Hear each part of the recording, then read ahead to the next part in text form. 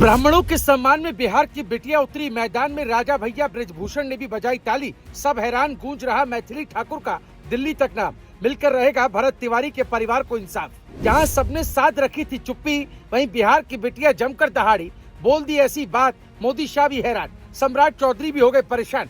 भरत के परिजनों को इंसाफ दिलाने की खाई सबसे बड़ी सौगंध। भरत तिवारी केस पर बड़ा, सम्राट पर सियासी दबाव। मैथिली ठाकुर की मांग से किसे लगेगा घाव। राजा भैया और ब्रजभूषण भी उठा चुके निष्पक्ष जांच की मांग। चढ़ा बिहार से दिल्ली तक सियासी तापमान।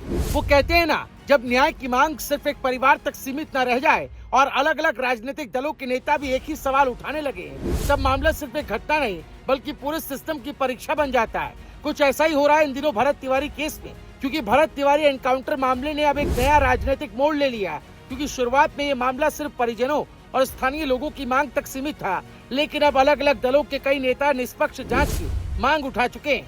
यहाँ तक कि अब तो मोदी की लाडली कही जाने वाली बिहार की बिटिया बीजेपी विधायक मैथिली ठाकुर ने साफ कहा कि अगर भरत तिवारी के मामले में गलत एनकाउंटर हुआ है तो जिम्मेदार पुलिस अधिकारियों को कड़ी से कड़ी सजा मिलनी चाहिए। उनके इस बयान के बाद पूरे बिहार में इस मामले पर चर्चा और तेज हो गई।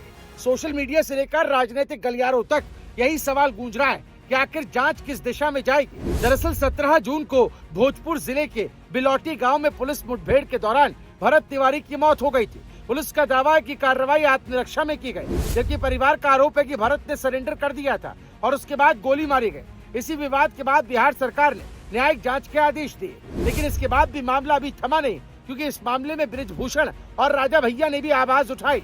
दावा है कि इस मामले का असर बिहार से दिल्ली तक साफ दिखाई दे रहा है, क्योंकि सम्राट चौधरी के सामने बड़ा संकट खड़ा हो गया। एक और जहां राजा भैया और ब्रजभूषण जैसे कद्दावर नेता आवाज उठा रहे हैं, तो वहीं अब मैथिली ठाकुर ने भी अपने बयान से सबको दंग कर दिया है।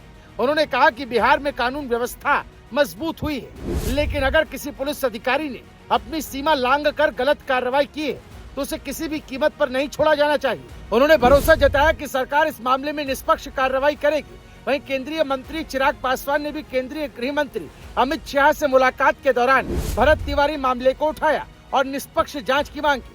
उन्होंने कहा कि दोषियों के खिलाफ कानून के मुताबिक कार्रवाई होनी चाहिए, ताकि लोगों का न्याय व्यवस्था पर विश्वास बना रहे। भरत तिवारी केस पर बड़ी सियासत, मैथिली ठाकुर की बड़ी मांग, चिराग पासवान ने भी उठाया मुद्दा, न्यायिक जांच जारी, एफआईआर के बाद जांच तेज।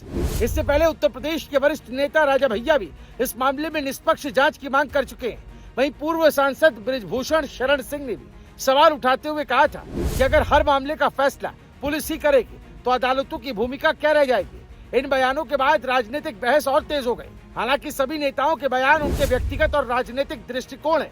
मामले की सच्चाई का अंतिम आधार न्यायिक जांच और कानूनी प्रक्रिया ही होगी। भरत तिवारी केस में बताते हैं आपको अब तक क्या हुआ।